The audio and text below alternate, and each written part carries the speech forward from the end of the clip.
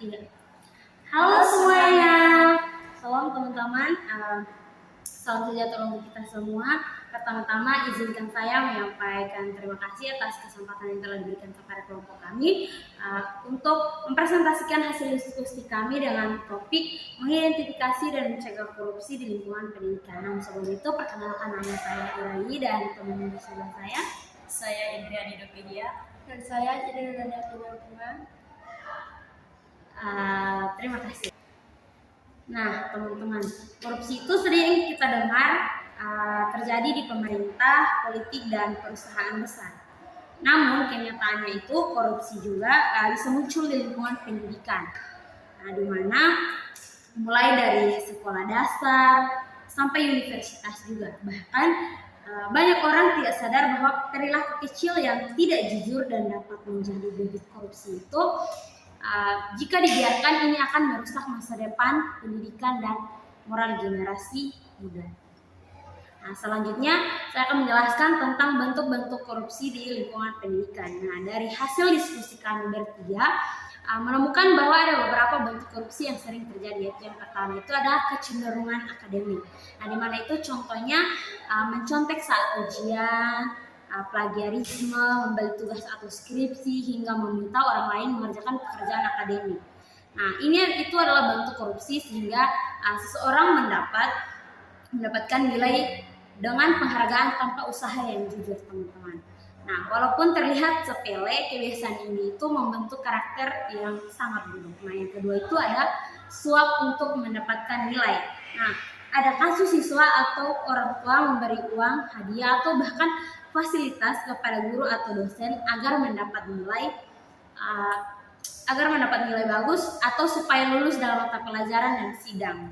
Nah, ini itu merusak keadilan dan membuat pendidikan tidak lagi menjadi dunia yang bersih, teman-teman. Nah, yang ketiga itu ada korupsi dana pendidikan, teman-teman. Nah, misalnya penyalahgunaan dana BOS, dana komite, atau laporan keuangan yang dimanipulasi. Nah, ada sekolah yang melaporkan pembangunan atau pembelian fasilitas yang padahal tidak sesuai kenyataan, teman-teman.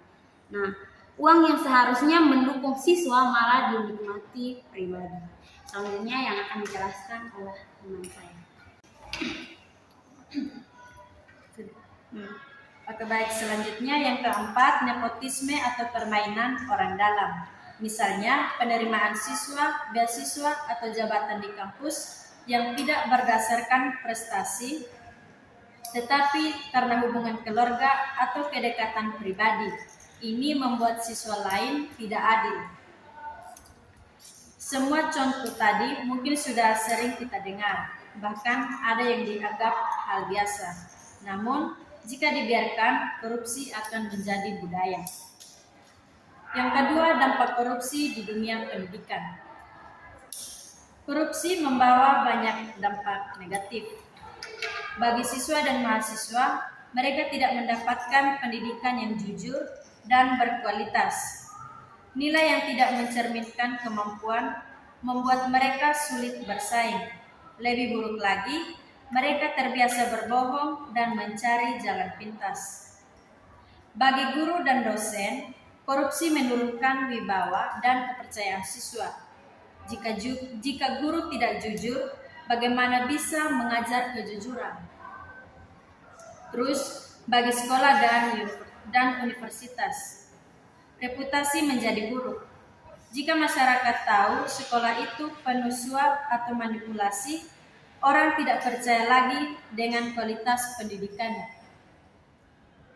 Kemudian bagi masyarakat dan negara, korupsi pendidikan melahirkan generasi yang tidak berintegritas. Bayangkan jika seorang dokter lulus dengan cara mencontek, atau pejabat negara yang dulu terbiasa membeli nilai, ini sangat berbahaya bagi bangsa. Baik, selanjutnya solusi pencegahan korupsi. Korupsi tidak bisa dihilangkan hanya dengan hukuman.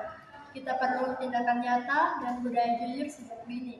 Pertama, siswa dan mahasiswa harus berkomitmen untuk tidak mencontek, tidak memberi tugas, dan tidak melakukan plagiarisme. Kejujuran harus dimulai dari diri sendiri. Kedua, Guru dan dosen harus menilai secara adil dan transparan. Jangan membuka peluang suap atau pendekatan khusus dengan siswa tertentu. Ketiga, sekolah dan kampus harus membuat sistem pelaporan yang aman, misalnya kotak pengaduan atau sistem online, sehingga siswa berani melapor jika melihat kecurangan. Keempat, dana pendidikan harus transparan. Laporan penggunaan anggaran harus dibuka kepada publik agar tidak mudah termanipulasi. Kelima, digitalisasi bisa menjadi solusi. Dengan sistem online, data lebih sulit dipalsukan dan lebih mudah diaudit. Terakhir, pendidikan karakter harus ditanamkan sejak kecil. Kejujuran bukan hanya teori, tetapi kebiasaan sehari-hari. Teman-teman dan Bapak Ibu yang saya hormati, korupsi tidak datang secara tiba-tiba. Ia tumbuh dari hal kecil, seperti mencontek, memasukkan laporan, atau menerima hadiah kecil. Jika kita biarkan, suatu hari itu akan berubah menjadi korupsi besar. Karena itu, mari kita mulai dari diri sendiri. Jadikanlah sekolah dan kampus sebagai lingkungan yang bersih, jujur, dan bermanfaat. Jika pendidikan bebas korupsi, maka kita bisa melahirkan generasi bangsa yang hebat dan berintegritas. Sekian materi yang dapat kami sampaikan. Semoga bermanfaat untuk saya dan juga teman-teman yang menonton di rumah. Terima kasih.